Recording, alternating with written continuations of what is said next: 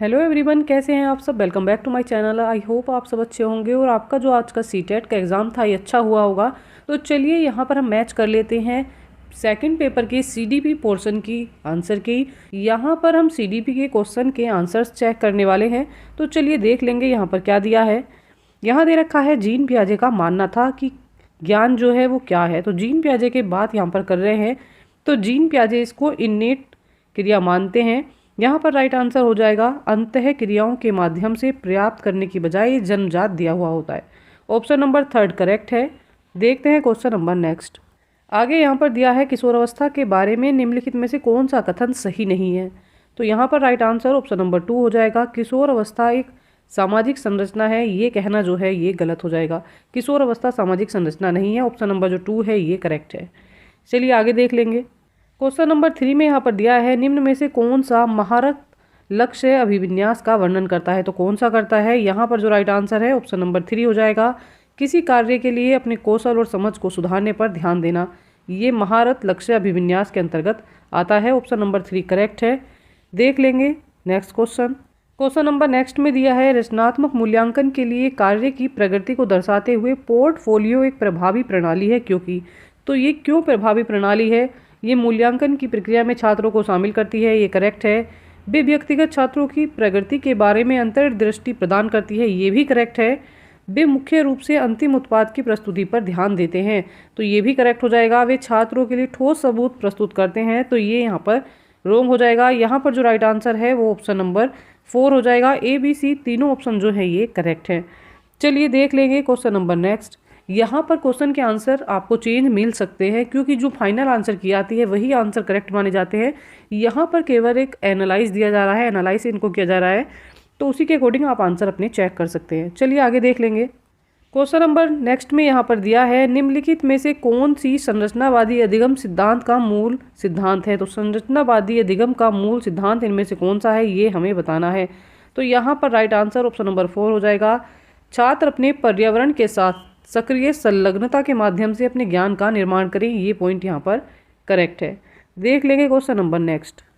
Question number next में दिया है कोहल वर्ग के नैतिक विकास के सिद्धांत की कैरल गिलिगन की आलोचना का क्या केंद्रीय तर्क रहा। उन्होंने कहा कि देखभाल की नैतिकता और नारीवादी जो दृष्टिकोण इसमें शामिल नहीं किया गया, ये कैरल गिलिगन को अच्छा नहीं लगा। उन्होंने नारीवादी दृष्टिकोण की बात की। यहाँ पर ऑप्शन नंबर 2 जो है ये करेक्ट हो जाएगा।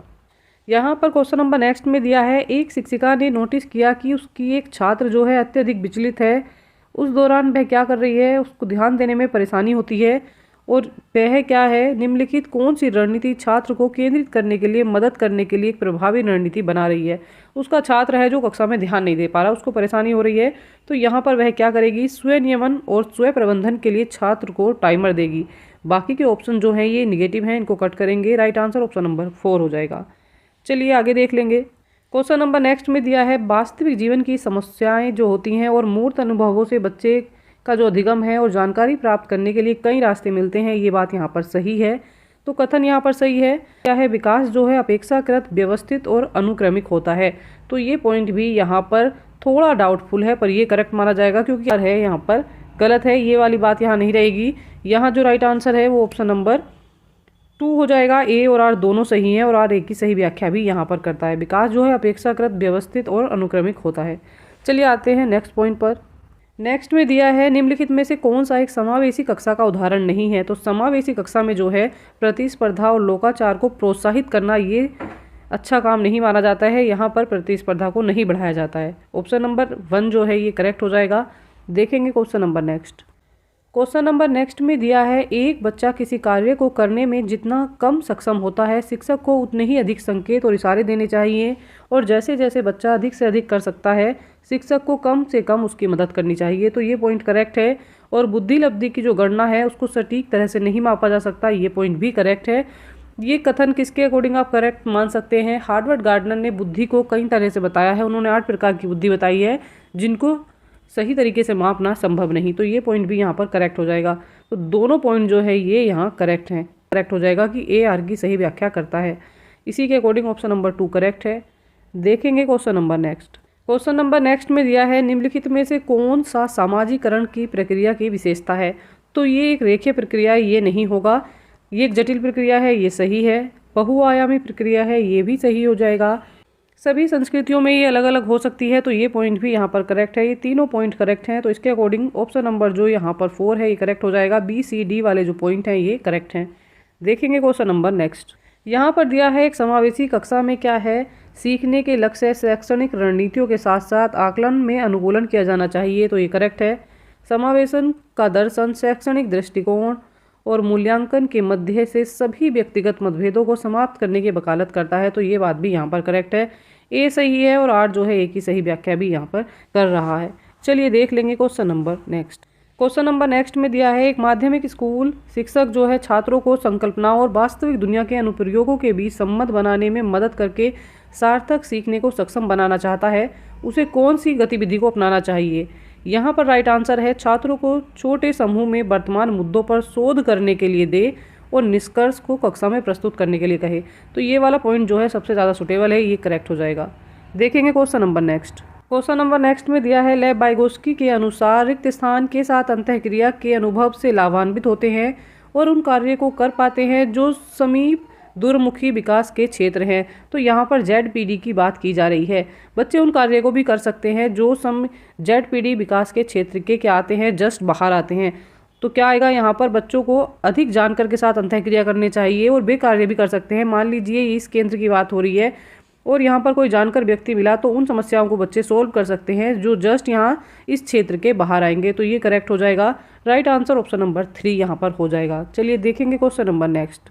क्वेश्चन नंबर नेक्स्ट में दिया है अपठन या डिस्लेक्सिया की बात की जा रही है। एक स्थिति है जो शिक्षार्थियों की क्षमता को प्रभावित करती है, तो ये पठन संबंधी विकार होता है। बच्चे जो है यहाँ पर सही से पढ़ नहीं पाते हैं, तो पढ़ने की बात हो रही है अर्थात वहाँ पर बोलने की बात होती है। बाकी सारे ऑप्शन जो हैं ये रॉन्ग है, ये राइट नहीं होंगे।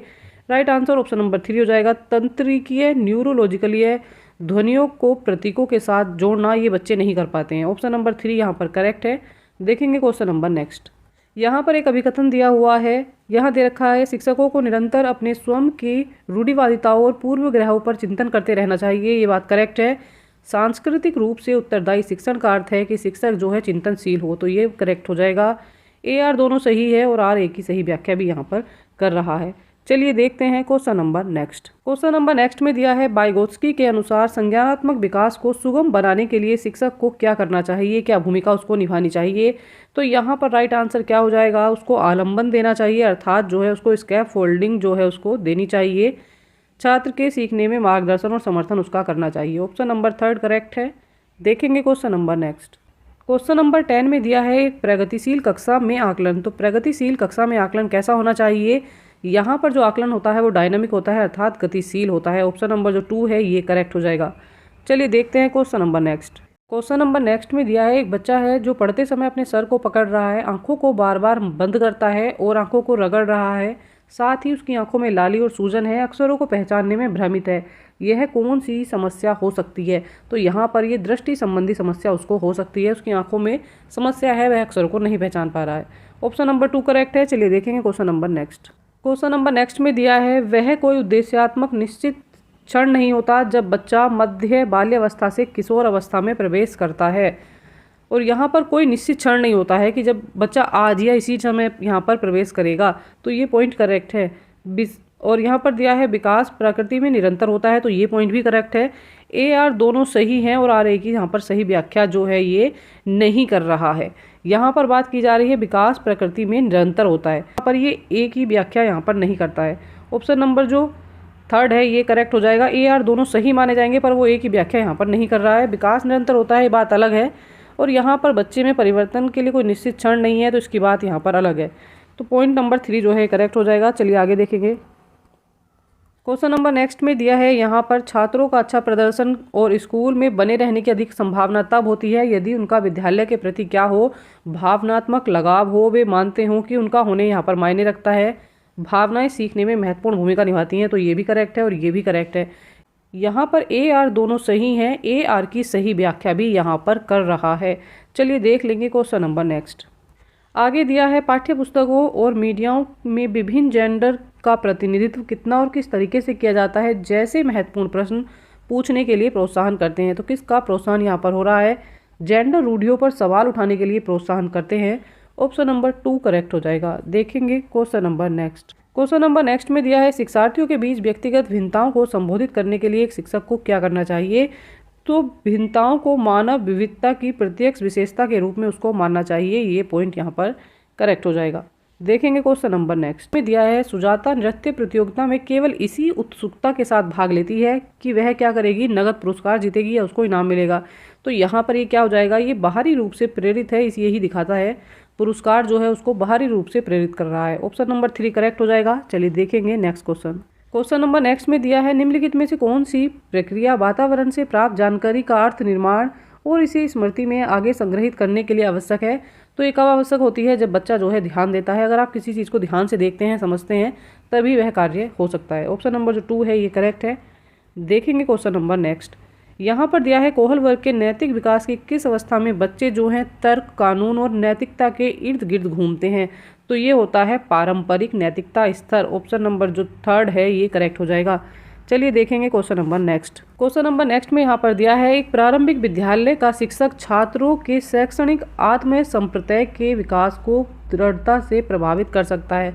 तो कब प्रभावित कर सकता है, जब वह छात्रों को स्वायत्तता से, अर्थात कैसे उनको जो है खुद से कार्य करने के लिए प्रेरित करे और पुरस्कार के रूप में उनको पहल करे, रीइंफोर्समेंट दे, उनको पुरस्कार दे। बच्चे जो हैं इस चीज़ को पॉजिटिव में लेंगे। तो यहाँ पर राइट आंसर ऑप्शन नंबर 4 हो जाएगा।